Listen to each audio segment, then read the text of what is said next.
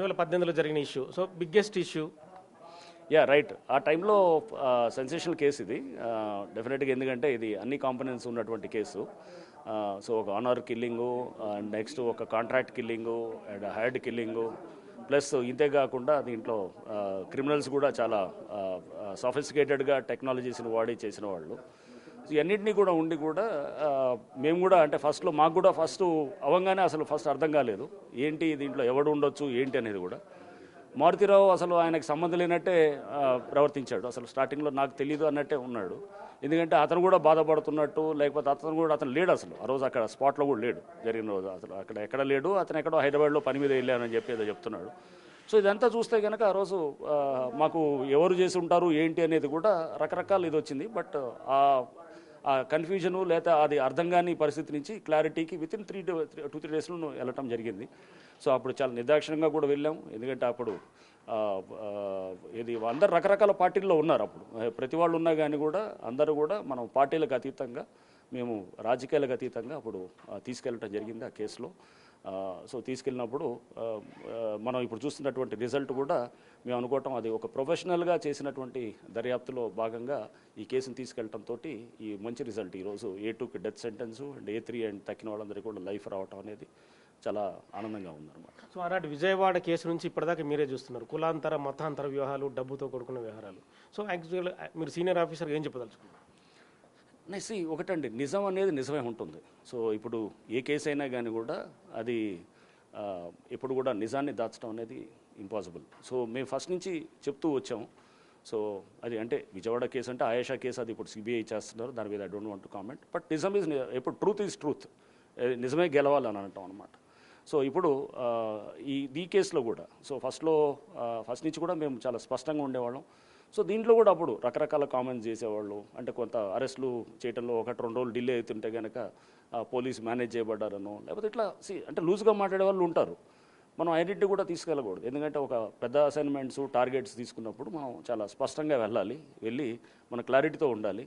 నిజం నిలకడ మీదే తెలుస్తుందని అంటారు కదా. ఇప్పుడు ఒక 5-5.5 ఏళ్ల తర్వాత ఇప్పుడు అందరికీ ఇప్పుడు మేము చేసినటువంటి దర్యాప్తు అనేది అది ఎంత స్ట్రాంగ్గా ఉందనేది. ఎందుకంటే దీంట్లో క్రాస్ ఎగ్జామినేషనే మన శ్రీనివాసు అప్పుడు DSPగా ఉండేవారు మిర్యాలగూడలో, వీళ్ళది క్రాస్ ఎగ్జామినేషన్ 7 రోజులు చేశారని చెప్తున్నారు. అంటే ఒక విట్నెస్ని అంటే 7 రోజులు కంటిన్యూస్గా క్రాస్ ఎగ్జామినేషన్. చాలామంది లాయర్స్ మేము ఇవన్నీ ముందే యాంటిసిపేట్ చేసాం.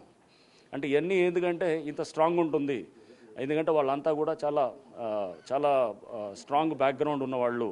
సో వీళ్ళంతా ఈజీగా ఉండదు, వీళ్ళని శిక్షలు రావడం అనేది సామాన్యమైన విషయం కాదు అనేది ముందుగానే అనుకున్నాం. కాబట్టే మేము దీన్ని ముందుగా యాంటిసిపేట్ చేసాం. కాబట్టి డిఫెన్స్ అడ్వకేట్ ఏమడగవచ్చు, దాని క్రాస్ ఎగ్జామినేషన్ ఎటువంటివి వస్తాయి అన్నిటి మేమేమే చర్చించుకునేవాళ్ళం, మేమేమే క్వశ్చన్ చేస్తుండేవాళ్ళం. నేనే వేస్తుండేవాళ్ళం, లేకపోతే వాళ్ళు వేస్తుండేవాళ్ళు. ఇట్లా కూర్చొని ఈ క్వశ్చన్ వేస్తే ఏం వేస్తారు, ఈ క్వశ్చన్ వేస్తే ఏం చెప్తాం, ఇలాంటిది వస్తే ఏమవుతుంది అని అనుకున్నప్పుడు అది రాత్రుల దాకా అంటే లేట్ నైట్ దాకా కూడా డిస్కషన్స్ చేస్తూ ఈ కేసు నేను ఒక పేజ్ చదివి దాని మీద మాట్లాడుతుండేవాళ్ళం, లేదా ఒక సాక్ష్యాన్ని చూసి దాని మీద డిస్కస్ చేస్తుండేవాళ్ళం.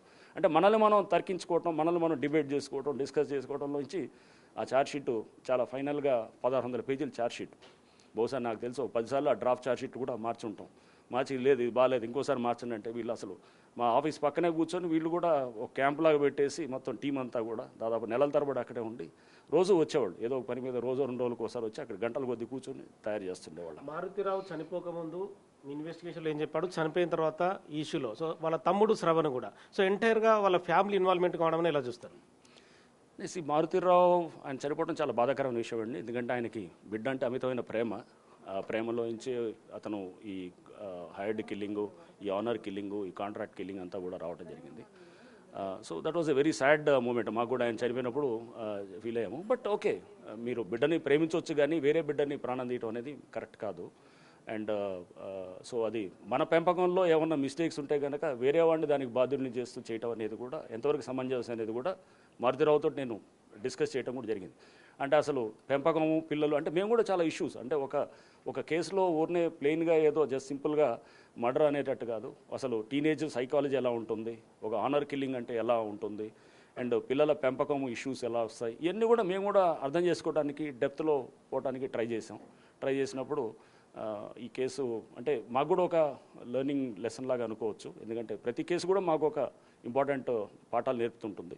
సో ఈ కేసులో చాలా నేర్చుకోవాలి, అంటే human psychology, teenage psychology and ఒక అంటే ఇంటర్ క్యాస్ట్ మ్యారేజ్లో ఉన్నటువంటి సైకాలజీ ఎలిమెంట్స్ ప్లస్ టెక్నాలజీ, రకరకాల కొత్త టెక్నాలజీస్ని కూడా మేము యూజ్ చేస్తూ ఇవన్నీ కూడా ఈ కేసులో చాలా అన్ని ఫీచర్స్ని తీసుకురావడంతో ఐ థింక్ కేసు చాలా స్ట్రాంగ్గా 6 years 9 months పట్టింది. ఇంతకాలం పట్టడానికి సీసీటీవీ ఫుటేజ్ మీకు ఎంత ఉపయోగపడింది?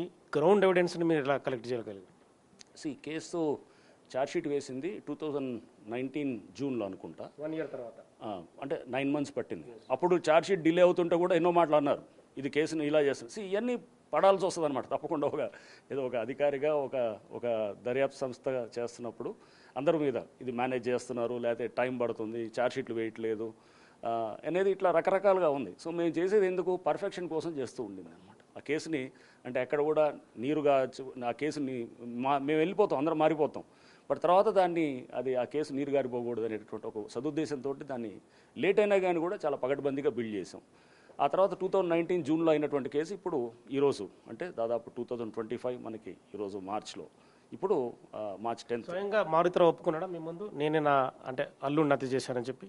యా ఒప్పుకోవటం అదంతా 100% అది జరిగింది. తర్వాత జరిగిన విధానం కూడా ఉన్నది ఎంత కూడా, బట్ కన్ఫెషన్ ఆఫ్ ఇది ఒక అక్యూజ్డ్ అనేది అది ఇన్అడ్మిసిబుల్ కాబట్టి, సో అది only to the extent of discovery of a fact అంతవరకే ఉంటుంది కాబట్టి, సో దానికి ఉంటుంది. బట్ అది section 25 of Indian evidence act అది మనకి దాని కింద హిట్ అవుతుంది కాబట్టి అది అడ్మిషన్లోకి రాదు ఆయన ఒప్పుకున్నా కానీ కూడా. బట్ సెక్షన్ 27 ఎవిడెన్స్ యాక్ట్ కింద మనం to the discovery of a fact దానికి అలా ఉంటుంది.